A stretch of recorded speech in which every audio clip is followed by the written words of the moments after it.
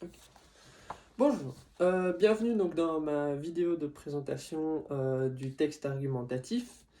Je voulais donc aujourd'hui parler de l'identité de genre et son apprentissage selon moi dans les écoles qui devrait être beaucoup plus important et qui n'est pas assez présent.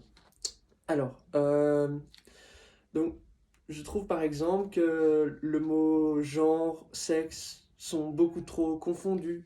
Les mots identité de genre ou sexualité sont beaucoup trop confondus aussi et que beaucoup de gens font des amalgames et des pensées sur ce genre de sujet alors que c'est si simple et ça pourrait être appris tellement facilement.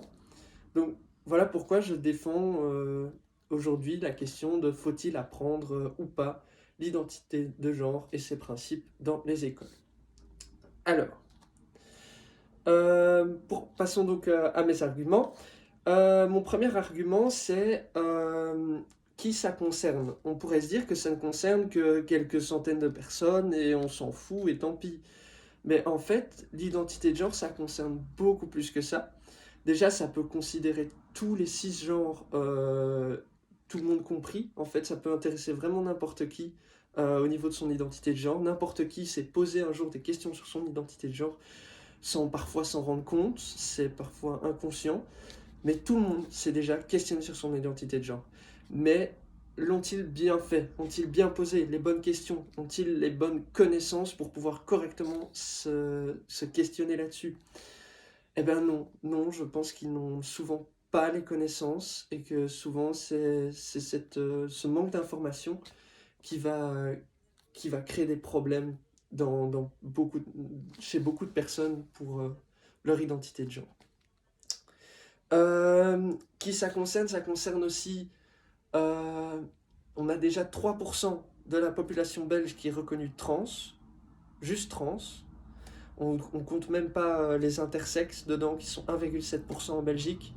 Les genres fluides, les non-binaires, tout ça c'est des particularités, entre guillemets, des identités de genre différentes de la norme cis-hétéronormée européenne.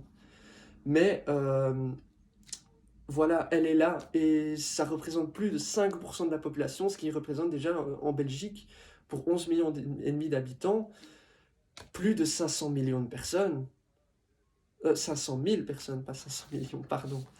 Mais c'est déjà énorme, donc je pense que c'est déjà une partie de la population, il faut la considérer. Mon point numéro 2, donc... oh, je ne sais plus de quoi je parlais après. L'apprentissage de manipulation. Euh, En fait, à quel âge, à quel moment peut-on apprendre vraiment l'identité de genre? Parce qu'on pourrait se dire que c'est le genre de sujet, ben, on l'abordera à l'adolescence et tout ça. Mais l'identité de genre, c'est très différent de la sexualité. C'est reconnu beaucoup plus vite. Un enfant peut reconnaître son identité de genre à partir de 3 ans. À partir de 3 ans, un enfant est capable de dire je suis un homme, je suis une femme, je suis les deux, je suis non-binaire, je suis genre fluide, il peut être n'importe quoi, mais il sait le reconnaître à 3 ans. Il suffit de lui donner les clés, les mots, pour qu'il puisse s'exprimer, pour qu'il se pose les bonnes questions, pour qu'il aille dans la bonne direction, et pour pas qu'il se fasse marginaliser parce qu'il pense différemment. Donc voilà.